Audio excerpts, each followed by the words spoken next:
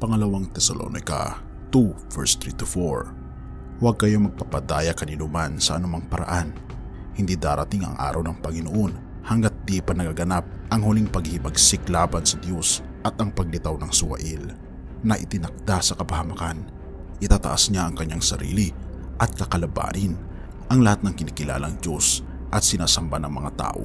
Uupo siya sa templo ng Diyos at magpapakilalang siya ang Diyos. Kaibigan, huwag nating mahalin ang mundo sapagkat darating na ang ating Panginoong Diyos.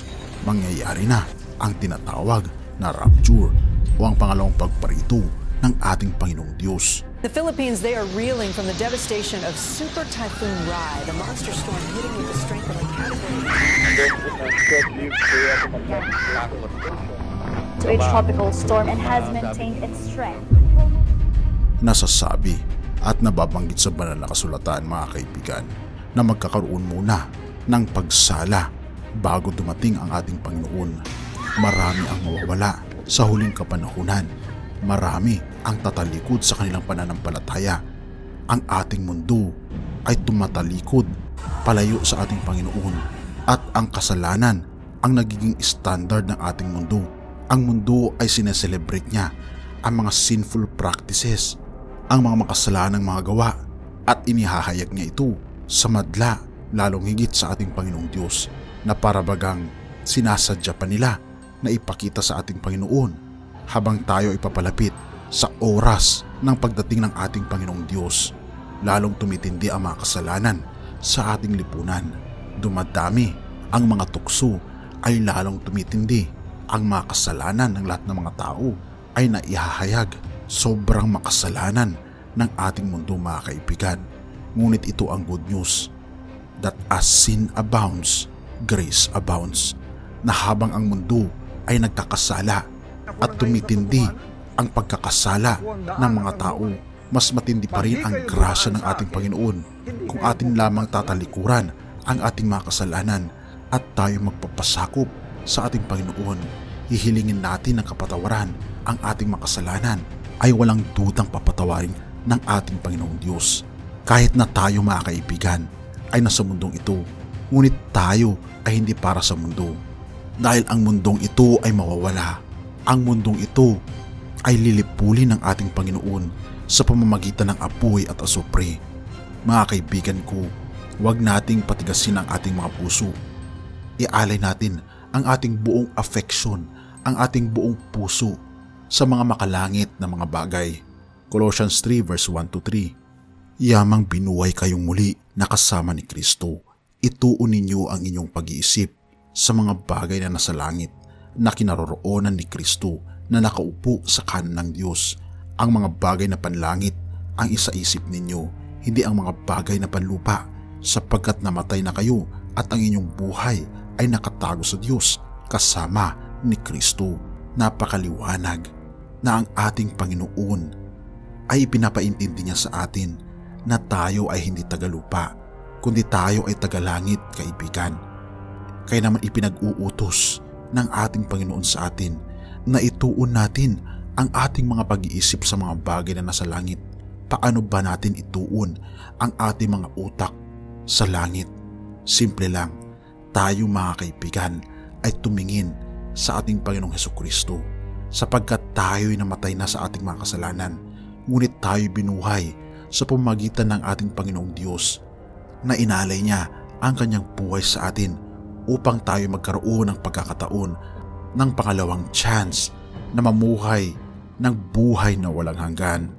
1 John 2 verse 15-17. Huwag ninyong ibigin ang mundo o ang mga makamundong bagay.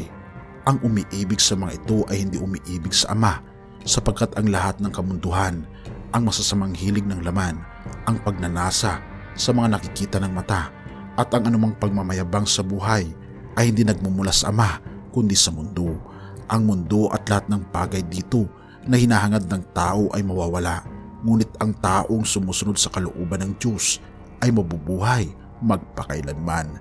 Makikita natin dito, mga kaibigan, na binabanggit ng banal na kasulatan na huwag nating ibigin ang ating mundo, sapagkat ito ay humihiwalay sa ating pag-ibig sa ating Amang nasa langit, ang Diyos na makapangyarihan.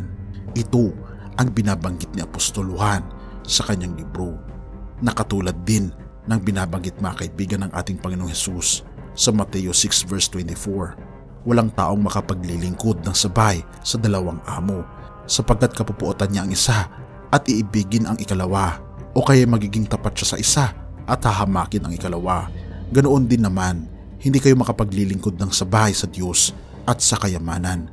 Napakaliwanag ng binabanggit niya dito, sapagkat ang pag-ibig sa mundo ay nagtatanim ng makasariling hilig, na makasariling katangian na sumasalungat sa kagustuhan sa karakter ng ating Panginoong Diyos. Nagkakaroon din tayo ng kayabangan sa ating puso pag ang ating mga puso ay nandito sa lupa. Ayaw ng ating Panginoon na magkaroon ng pagmamahal sa mundo, dahil ang mundo natin ay mawawala. Ngunit ang mga taong umiibig sa Diyos, na kahit wala silang anumang kayamanan sa lupa, ay magkakaroon ng buhay na walang hanggan. Mamanahin nila ang langit na bayan, at higit sa lahat, makakapiling nila ang treasure ng buong universo na walang iba kundi ang ating Panginoong Hesus, na siya ang sentro ng ating pamumuhay. Kung ating gagawin ang kagustuhan ng ating Panginoon, tayo ay mamumuhay panghabang buhay. Binabanggit niya mga kaibigan sa John 14 verse 15, "If you love me, you will keep my commandments." Kung ako'y inyong iniibig, ay susundin niyo ang aking mga utos. Unang 1:5 verse 3, "Sapagkat ito ang pag-ibig sa Diyos, na ating tuparin ang kanyang mga utos, at ang kanyang mga utos ay hindi mabibigat." Mga kaibigan, mas mabigat ang hindi sumunod sa utos ng ating Panginoon. Sa tingin niyo ba, ang mga taong nakakulong, ang mga nagnakaw, ang mga pumatay sa kanilang kapwa, ang mga nakiapid, sa tingin niyo ba, nagkakaroon sila ng peace of mind? Hindi ba't hindi? Napakabigat mga kaibigan sa isang taong nagkasala na nagawa ang mga bagay na ito. Ngunit ang pagsunod sa kautusan ng ating Panginoon ang magpapalaya sa atin sa stress ng buhay, magpapalaya sa atin sa kalungkutan, at magbibigay daan ito sa tunay na kaligayahan. Dahil ang kautusan ng ating Panginoon ay hindi mabigat, kundi ito ay magaang gawin. Hindi tunay na binabanggit ni Satanas na tayo ay hindi natin magagawa ang 10 utos, dahil ito ay pahain ni Satanas. Ngunit sinasabi ng ating Panginoon, kayo maging perpekto, sapagkat ako at ang aking Ama na nasa langit ay perpekto. Ang ibig sabihin niya kaibigan, tayo magpasakop ng ating buong puso sa ating Panginoon. Minsan kasi ang ating puso ay punong-puno ng kasalanan, at ang inaalay lamang natin sa ating Panginoon ay ang mga bagay na madali nating tanggalin. Ngunit ang ating mga darling sin, ang mga darling na kasalanan natin, ay hindi pa rin natin ito ibinibigay at isinusurrender sa ating Panginoon. Kaya naman nais ng ating Panginoon na ibuhos natin ang ating buong pagkatao sa Kanya, at hinihiling niya na manatili ka sa Kanya magpakailanman hanggang sa pagdating niya sa pangalawa. At sigurado ako kaibigan, ikaw ay magmamana ng langit na bayan. Purihin ang Diyos, at salamat kaibigan sa iyong panonood.